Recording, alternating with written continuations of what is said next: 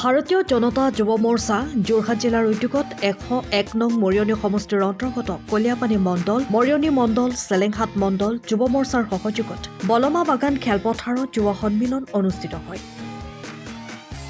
জিলা বিজেপি মৰ্চাৰ সভাপতি আদৰণি ভাষণ আগবঢ়োৱা এই সন্মিলনত যুৱ মৰ্চাৰ ৰাজ্যিক সভাপতি ৰাকেশ দাস, জিলা বিজেপিৰ সভাপতি শান্তনু পূজাৰী, মৰিয়নিৰ বিধায়ক ৰূপজ্যোতি কুৰ্মীকে ধৰি বহুকেইজন বিষয়ববীয়া উপস্থিত থাকি বিজেপি চৰকাৰে ৰাইজৰ বাবে গ্ৰহণ কৰা বিভিন্ন উন্নয়নমূলক আঁচনি কাম কাজৰ ওপৰত আলোকপাত কৰাৰ লগতে অনাগত বিধানসভা নিৰ্বাচনত যুৱ প্ৰজন্মক এই উন্নয়নৰ ধাৰা অব্যাহত ৰাখিবলৈ বিজেপিৰ পক্ষত ভোটাধিকাৰ সাব্যস্ত কৰিবলৈ আহ্বান জনায়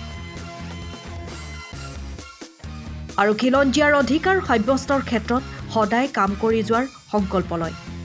মূলতঃ যুৱ প্ৰজন্মৰ ভোটাৰসকলক একত্ৰিত কৰি দেশ তথা অসমীয়াৰ মান ৰক্ষাৰ উদ্দেশ্য আগত ৰাখি এইদৰে প্ৰতিটো সমষ্টিতে যুৱ সন্মিলন অনুষ্ঠিত কৰা হৈছে বুলি মত প্ৰকাশ কৰিছে ৰাজ্যিক সভাপতি ৰাকেশ দাসে। আজি আমি মৰিয়নি সমষ্টিত আছো।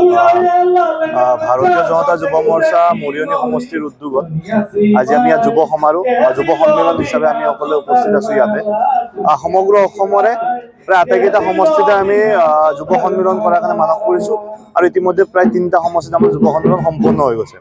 এই যুৱ সন্মিলনৰ উদ্দেশ্য এটাই যে আগন্তুক 26ৰ নিৰ্বাচনত যাতে ভাৰতীয় জনতা যুৱ মৰ্চাৰ জৰিয়তে বা ভাৰতীয় জনতা যুৱ মৰ্চাৰ উদ্যোগত অসমৰ সমগ্ৰ যুৱ সমাজক আমি ভাৰতীয় জনতা পাৰ্টিৰ পক্ষত থিয় কৰাব পাৰোঁ আৰু 26ৰ নিৰ্বাচনত যাতে যুৱ প্ৰজন্মই ভাৰতীয় জনতা পাৰ্টিৰ তৃতীয়বাৰ চৰকাৰ গঠনৰ ক্ষেত্ৰত আটাইতকৈ গুৰুত্বপূৰ্ণ ভূমিকা ল'ব পাৰে। তাৰ কাৰণে আমি এই যুৱ সমাৰোহসমূহ আয়োজন কৰিছোঁ। ইয়াৰ পিছত আমি পঞ্চায়তে মণ্ডলে মণ্ডলে আমি যুৱ সন্মিলন আয়োজন কৰিম, যাৰ জৰিয়তে সমগ্ৰ যুৱ সমাজক ভাৰতীয় জনতা পাৰ্টিৰ লগত জড়িত কৰোৱাটো আমাৰ মূল উদ্দেশ্য হ'ব। ভাৰতীয় জনতা পাৰ্টি যুৱ প্ৰজন্মক সদায় গুৰুত্ব দিয়ে। আমাৰ ৰাষ্ট্ৰীয় সভাপতি, ৰাষ্ট্ৰীয় কাৰ্যকৰী সভাপতিগৰাকী 45 বছৰ বয়সীয়া। গতিকে তেনেস্থলত যুৱ মৰ্চা হিচাপে আমাৰ দায়িত্ব যে ৰাইজৰ মাজত ভাৰতীয় জনতা পাৰ্টিক লৈ যোৱা, ৰাইজৰ মাজত যোৱা 10টা বছৰৰ ভাৰতীয় জনতা পাৰ্টিৰ চৰকাৰৰ কাম কাজখিনিক লৈ যোৱা। ডক্টৰ হিমন্ত বিশ্ব শৰ্মা ডাঙৰীয়াৰ নেতৃত্বত যি ধৰণে যোৱা 5টা বছৰে সমগ্ৰ অসমত উন্নয়নৰ ভাৱধাৰা বহিছে, এই উন্নয়নৰ বাৰ্তাখিনি ৰাইজৰ মাজত লৈ যোৱা। বাকী দলৰ নেতৃত্ব যুৱ প্ৰজন্মৰ কাৰণে নিশ্চয় চিন্তা। আমাৰ ৰাজ্যিকৰ পৰা নিৰ্দেশনা অনুসৰি সমষ্টি ভিত্তিক ভাৰতীয় জনতা যুৱ মৰ্চাৰ আমি যুৱ সন্মিলন আজি আয়োজন কৰিছিলোঁ। মৰিয়নি সমষ্টি বলমা চাহ বাগানৰ খেলপথাৰত সুন্দৰ সঁহাৰি আমি 2000 মান আশা কৰিছিলোঁ, কিন্তু প্ৰায় 3000 ওচৰা-ওচৰি যুৱ বন্ধু বান্ধৱীসকল আমাৰ বিভিন্ন মৰিয়নি সমষ্টিৰ বুথসমূহৰ পৰা আহিছে। আজি বিশেষভাৱে তেখেতসকলক নিৰ্বাচনৰ চমু চাপিছে। আমি যুৱ শক্তি আমি প্ৰদৰ্শন কৰিব লাগিব আৰু নৱপ্ৰজন্মৰ যিসকল ভোটাৰ তেওঁলোকৰ লগত আমি সম্পৰ্ক কৰিব লাগিব। এই লৈ আজি আমাৰ এই সভাখন আহ্বান কৰা হৈছে।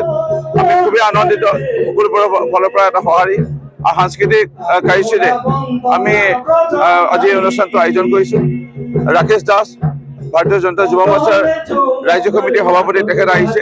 শান্তনু পূজাৰী জিলা বিজেপিৰ সভাপতি মহোদয় তেখেত আছে উপস্থিত আৰু আমাৰ যুৱ বন্ধুসকলে এই কেইটা দিন তেখেতসকলে ভাল এটা সম্পৰ্ক কৰি বিশেষকৈ মহাবিদ্যালয়ত পঢ়া, বিশ্ববিদ্যালয়ত পঢ়া শেষলৈকে CM ট্ৰিবিউনেলে যিসকলে লাভ কৰিছিল বা যিসকলে CM ট্ৰিবিউনেলে মুখ্যমন্ত্ৰী আত্মনিৰ্ভৰশীল অসম আঁচনি এইবাৰ লাভ কৰিব, তেখেতসকলৰ লগত সম্পৰ্ক কৰিছে।